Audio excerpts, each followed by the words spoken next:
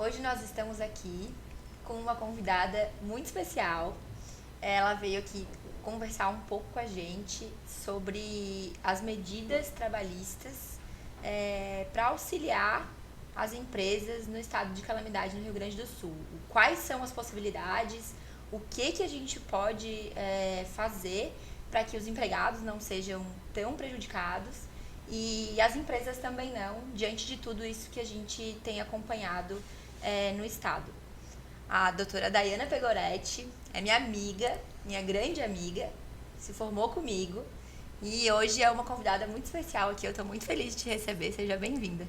Obrigada, foi um convite muito importante para mim, principalmente esse tema, que é um tema tão necessário nesse momento. Espero que a gente possa contribuir com muitas empresas e também com alguns empregados, né, para ajudá-los no momento tão delicado e que eu imagino que a gente aqui acompanhando as notícias não tenha a real noção do que eles estão passando lá. Né? E o que eu vejo disso tudo é que, obviamente, dadas as devidas proporções, é mais difícil criar medidas para a situação do Rio Grande do Sul do que foi para a pandemia. Porque para a pandemia, a gente podia trabalhar. Claro, quem não estava doente, né? Mas nós podíamos e deveríamos ficar nas nossas casas. As pessoas que perderam tudo não têm sequer casas para trabalhar. Então, o que dificulta ainda mais, porque tiveram pessoas que perderam as casas e não conseguem trabalhar. Tiveram empresas que perderam a sede inteira e não tem trabalho para as pessoas que eventualmente não quiseram. Então, eu acho que a dificuldade nesse cenário é ainda maior do que já foi na pandemia em 2020. Eu acredito que é um desafio para os advogados empresariais que atuam na parte trabalhista, principalmente quem está lá na linha de frente atendendo essas empresas, porque a gente sabe algumas medidas que podem ser adotadas, a gente vai falar de algumas aqui para tentar auxiliar, mas eu penso que a real necessidade, que essas empresas vão trazer situações específicas. Sim. Né? Pode adotar o home office ou não pode adotar o teletrabalho, mas o empregado tem condição do teletrabalho? Uma Sim. pessoa que está num abrigo, que perdeu a casa, não tem Sim. como fazer a adoção do regime de teletrabalho, né? Sim. Então, para os advogados trabalhistas, realmente vai ser um desafio em algumas situações, porque, como tu falou, não é a mesma medida da época da pandemia. A legislação que a gente tem é dessa época, né? Foi feita uma alusão ali, né? A Lei 14.437 trouxe uma alusão de que caso acontecesse um estado de calamidade, pelo menos a gente teria um norte. Porém, ela traz requisitos, né? E suspensão de contrato, férias, mas aí eu também penso, férias. Será que vai ter validade essas férias quando eu não tenho também, né? Num determinado momento em que as pessoas estão totalmente vulneráveis, né? Tanto empregadores quanto empregados. A gente tem um cenário que a gente não tem atos e temos poucos, né, atos e portarias direcionando as empresas do que pode ser feito nesse momento.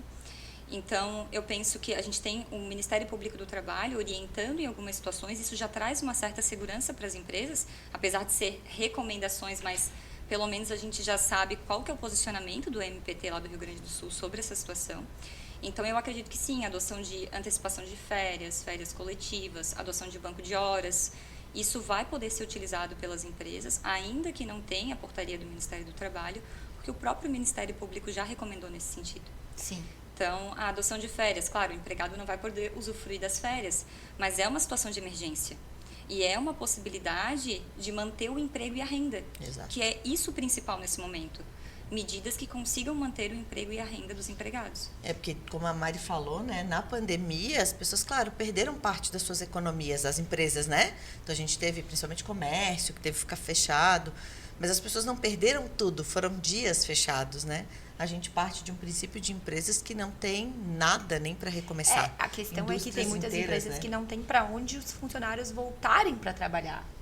Claro, como eu falei no início, dadas as devidas proporções, e a gente sabe que tiveram diversos empresários que perderam tudo na pandemia, e eu não estou minimizando qual que é pior, se é perder por uma enchente, sim, ou se é perder porque teve que ficar fechado. Mas assim, ali os que foram de enchente, a empresa inteira se destruiu. Acabou a empresa. Não tem como se reinventar ali, né? Quando baixar a água, não tem como aqueles empregados voltarem ali para trabalhar. Então, as medidas que serão criadas, elas terão que atender necessariamente ambos nesses casos. Por isso que a Daiana falou. Serão muito específicas e elas terão que ser criadas de acordo com o que aconteceu ali. Eu acho que não vai ter uma medida só que vai atender todo mundo.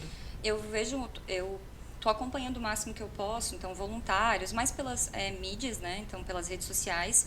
E tem advogados trabalhistas que atuam para as empresas que eles estão fornecendo um atendimento voluntário, gratuito, enfim, né? Para essas empresas. Então isso é importante também. Porque o grande empresário, as grandes empresas, geralmente tem um jurídico. Então, você tem um advogado trabalhista ali que vai dar um suporte nesse momento. Como fazer, o que fazer. O pequeno e o médio empresário nem sempre, né? Então, esses escritórios que estão prestando esse auxílio de forma gratuita nesse momento, pode ser uma opção para o pequeno e para o médio empresário, para ele não tomar uma decisão agora, que lá na frente vai acabar sendo um problema ainda maior para ele. Pode gerar ações trabalhistas, enfim. Então, é importante ter esse respaldo jurídico nesse momento, né? Dai, como aquelas medidas... Eu não estou acompanhando tão a fundo, tá? Como aquelas medidas da pandemia ali, de pagamento do benefício pelo governo, não teve nada ainda. Não. Mas é o que eu entendo que tem que acontecer, né? Que é a suspensão do contrato lá, né? A substituição. E a redução da jornada, né? Então, só para explicar, né? A gente tem uma lei, que é de 2022, que ela traz algumas medidas que podem ser adotadas em um estado de calamidade. A gente tem a previsão lá da adoção do teletrabalho, antecipação de férias individuais, férias coletivas, suspensão do pagamento do FGTS, e também tem os programas que é da suspensão do contrato de trabalho. E a redução da jornada proporcional à redução do salário proporcional à redução da jornada. Esses dois últimos, que é a suspensão do contrato e a redução do salário, a gente precisa de um programa do governo para poder instituir. E não temos ainda. Então, tem um movimento, uma pressão para que logo venha algum programa do governo, para que daí sim as empresas possam adotar a suspensão do contrato de trabalho. Então, nesse momento, eu não recomendaria nenhuma empresa a suspender contrato de nenhum empregado. Porque não pode deixar o colaborador sem receita agora, né? Porque não há respaldo para isso, né? Não teria um benefício do governo para suprir essa falta de salário, né? Na época até o Ministério do Trabalho fez um sistema junto lá do Ministério do Trabalho, no seguro-desemprego. Não tem isso, fazer né? aquela informação. Então não tem isso, né? Então a gente precisa tomar esse cuidado e até acompanhar isso mesmo, né? Isso. Primeiro precisa vir esse programa para que daí as empresas possam verificar se vão ou não suspender os contratos de trabalho, mas que é uma medida extrema, porque para a empresa é ruim também, né? Sim. Você quer manter a empresa girando, então se é possível manter o trabalho, essa é a prioridade. Sim, com certeza. Agora, nos casos em que não tem como, esse programa é essencial. E eu acho que primeiro eles estão, acho que eu imagino que não tenha vindo nenhuma medida ainda, porque o que me parece é que o governo primeiro está cuidando de retomar, né, de acabar com a enchente, de resolver a situação, para depois já implementar. Temos notícias, né? Como tem uma pressão muito grande, já temos notícias que vai vir esse programa. Todo dia as pessoas estão acompanhando no diário, mas ainda não saiu, não né? Temos. Isso faz parte até ali dentro daqueles 52 bilhões que o governo diz que tem previsto, tem a previsão desse valor dentro. Né? Ele tem lá um percentual que ele destinou para esses pagamentos, mas precisa de uma regulação, né? O que a gente tem hoje é uma portaria do Ministério do Trabalho que suspendeu a exigibilidade de algumas competências do FGTS. Então, foram 4 meses, as competências de abril a julho estão suspensas e elas vão poder ser pagas em 4 parcelas, se eu não me engano, a partir de outubro. Então, isso já temos, é uma portaria agora de 15 de maio. Que também está previsto lá na lei, também né? Mas foi o que aconteceu portaria, na portaria. Né? E daí dependia de portaria. Sim, então, essa exato. portaria já saiu. Essa portaria já temos, só que principalmente para o RH e para os escritórios de contabilidade, de como operacionalizar isso, ainda não temos essa parte operacional. Mas na portaria informa que até o dia 25 de maio também já teria todas essas informações, né? Então, essa é uma medida que já temos a portaria do Ministério do Trabalho. Antecipação de férias, teletrabalho, férias coletivas e banco de horas ainda não temos, Mas tem a recomendação do Ministério Público Temos do Rio Grande do Sul. Isso, temos uma recomendação do Ministério Público e são medidas que, diante dessa situação, eu entendo viáveis. Né? Claro que cada empresa deverá... Não seria penalizar o colaborador, né, Thay? Exatamente, porque depende da situação de cada empresa, né? Mas se é uma situação emergencial, é uma questão de bom senso. Eu também entendo que essas medidas cabem. É a mesma ideia da pandemia. Eu tô nesse momento, tu não estás trabalhando, porque perdeu tua casa, eu entendo. Então eu vou antecipar as tuas férias e assim, um ajuda o outro. Tu vais perder as tuas férias no futuro, quando as coisas estiverem estabilizadas. Mas eu também não posso ficar sem meu empregado trabalhando aqui agora, pensando numa empresa que está ativa, né? Exato. Porque ele perdeu a sua casa. Então, eu sempre entendo que nessas situações é uma mão lava a outra. A gente sabe que nem sempre no direito do trabalho funciona dessa forma. Mas o que eu acompanho desde a pandemia é que vem se criando um caminho para isso, né? Na pandemia aconteceu muito isso. Eu não quero não é férias, vamos antecipar as suas férias. Acho que a causa é muito maior, né? Sim, que foi o que é uma força maior. A manutenção do emprego, que é o que tem que se preservar, né? Que nesse momento, acho que lá no Estado, é a manutenção da economia, né? De todo o Estado. Né? E as empresas em funcionamento. Porque eu acho que a gente não está lá, mas eu acho que a sensação, que a gente até conversava aqui antes de começar, é de que as pessoas olham para aquele cenário e elas não sabem nem por onde começar, porque é um cenário que a gente não consegue, acho que nem imaginar o que é tu olhar para o nada e não saber por onde começar. Eu conversei com alguns voluntários, até para a gente entender qual a melhor forma de ajudar e fazer doações, né? E todos eles falaram exatamente isso para mim, que só você estando lá para realmente entender o que está acontecendo no Estado. E eu penso que na parte trabalhista isso também pode acontecer, né? A gente vai trazer sugestões, vai ajudar as empresas, mas somente o empresário chegando e falando, olha, minha situação é essa, o que eu faço nessa situação? Porque vão ser situações muito específicas, né? Perdi todo o meu estoque. Eu perdi, a empresa, não tem mais a empresa, né? Vai recomeçar a empresa, como é que vão ficar os empregados nesse período? Então, é uma situação eu acho complicada. que é bem uma análise jurídica mesmo, com uma assessoria, para entender o caso específico de cada empresa. Porque a empresa que está operando, que foi o caso até de uma amiga tua, né? Que a empresa continuou operando, mas todos os funcionários perderam tudo. Então, assim, a empresa existe lá, mas ninguém consegue trabalhar. O caso dessa empresa é completamente diferente da análise que tem que ser feita para a empresa que foi o contrário, que a empresa perdeu tudo, mas os funcionários não, ou que teve... Os funcionários também perderam, o que daí é pior ainda, porque todo mundo perdeu tudo. Né? Então, assim, eu acho que vai ter que ter uma análise muito de caso a caso, e aí para aplicar antes de sair as medidas, que a gente espera que saia logo, mas o que temos hoje dentro da legislação para isso.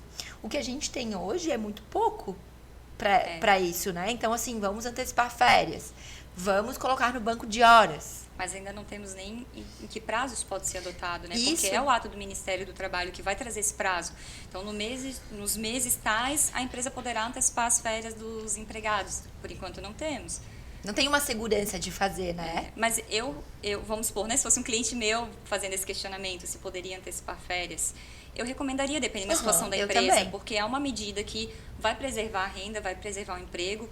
Claro, é uma questão de bom senso. Você não pode usar do estado de calamidade que está acontecendo no estado para tentar se beneficiar. De alguma forma, se não, né? Se não é a necessidade da empresa naquele momento, né? Então, é uma questão de bom senso.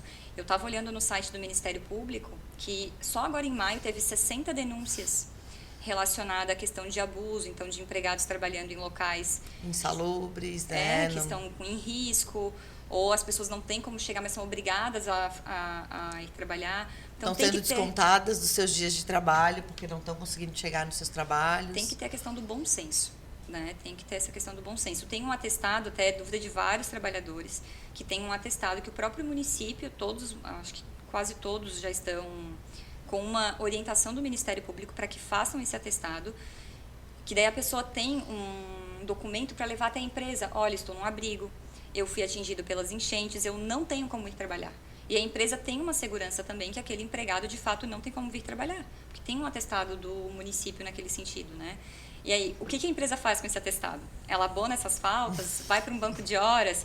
Então, esse é um questionamento também que está sendo feito. O desconto não é o ideal, né? Acredito que se o empregado traz esse atestado, não é recomendado que as empresas descontem. Concordo. Então, ainda mais que temos uma recomendação do Ministério Público do Trabalho nesse sentido, né? Eu acho que Mas nem é esse hora da atestado gente... é de atestado mesmo? Eu não vi esse documento. Como É que um atestado, como se fosse um atestado dizendo que aquela pessoa está que ela foi Que ela está num atingida. abrigo, né? Que ela foi atingida e que aquele município perdeu, porque teve municípios E agora, que perderam 80%. e agora vamos fazer uma conversa aqui mais, aproveitando que a doutora Adriana também é previdenciário.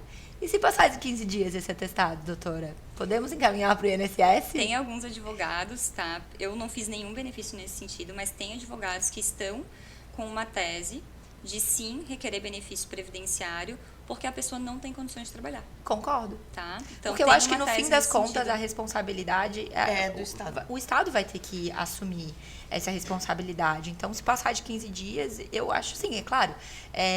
Não estou analisando casos de empresas do Rio Grande do Sul, mas eu entendo que passou de 15 dias, pode sim encaminhar para o INSS, porque é uma impossibilidade de Pode ser uma trabalho. alternativa. Pode ser até- uma alternativa, né? É claro Exato. que A é uma gente- tese, né? Exato. A É gente uma viu tese. uma situação, né, até na própria associação, né, da BRH, que a gente tem uma colaboradora que mora no Rio Grande do Sul.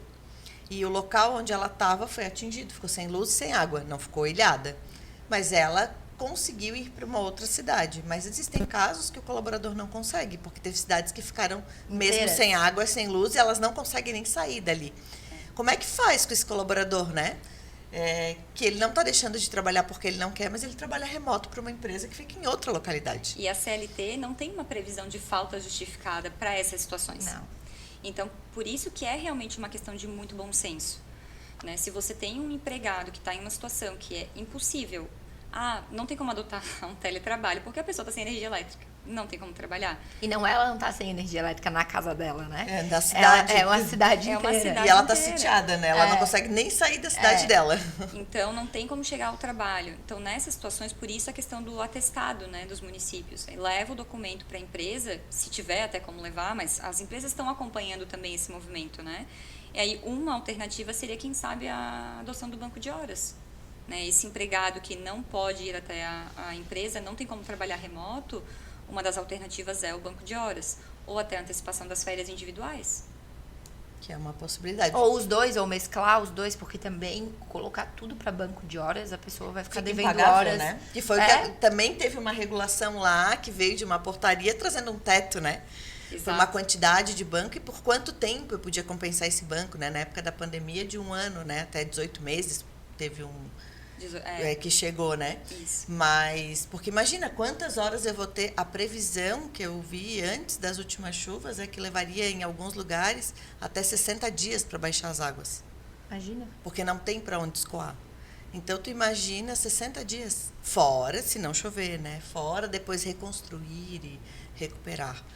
A gente vai ter que acompanhar os atos e portarias que vão vir do Ministério do Trabalho para ver como é que vai ser a regulamentação disso. Mas agora, de imediato, eu penso que sim, as empresas devem, se necessário, antecipar as férias, porque você pode fazer o pagamento das férias depois da concessão delas. Não Pagar precisa só o salário antecipar. no prazo, né? E isso avisa com 48 horas de antecedência, antecipa as férias. O pagamento das férias é depois das férias e 1/3 pode ser pago até a data do 13º. Então, isso também é uma forma das empresas conseguirem respirar, às vezes por 20 dias, não precisa conceder os 30, né? Sim. Mas por 20 ou até E às vezes por até o 30 próprio dias. colaborador que fica ansioso, angustiado por saber se vai ser demitido, porque até isso deve Sim, passar na imagina, mente das com pessoas, né? certeza. Até eu trouxe aqui para as meninas o caso de uma empresa que não tem como colaborador trabalhar e a empresa o que fez? Ela começou a vender o estoque dela para outras empresas para movimentar a economia, para conseguir arcar com seus salários, para não ter que deixar ninguém sem receber. E o que ela tinha de matéria-prima e quem está conseguindo ir trabalhar está produzindo cobertor para as pessoas, porque não faz sentido ela produzir para vender. Então, ela falou, não faz sentido ela fazer isso. Então, ela está doando a matéria-prima que ela tem. Quer dizer, ela está se descapitalizando também, mas está contando com a força de ajuda ali, né? A gente até fez um post antes, vai seguir depois para as pessoas ajudarem, uma forma de movimentar essa economia e ajudar também essas pessoas, né? E claro, né, nas situações em que as empresas realmente fecharam, não tem mais possibilidade de abrir, ou até a própria sede em que o empregado trabalhava fechou, aí sim a gente tem um artigo da CLT que fala que é da rescisão em caso de força maior. Também é uma possibilidade, né, que as verbas rescisórias são pagas com 50%. Que é a única medida que a CLT traz. Mas na pandemia a gente não conseguiu aplicar esse artigo da CLT. Eu lembro que quando a gente começou a estudar o que poderia ser feito, inclusive eu e a Dayana viramos algumas madrugadas estudando e trocando ideia de casos e o que poderia ser feito.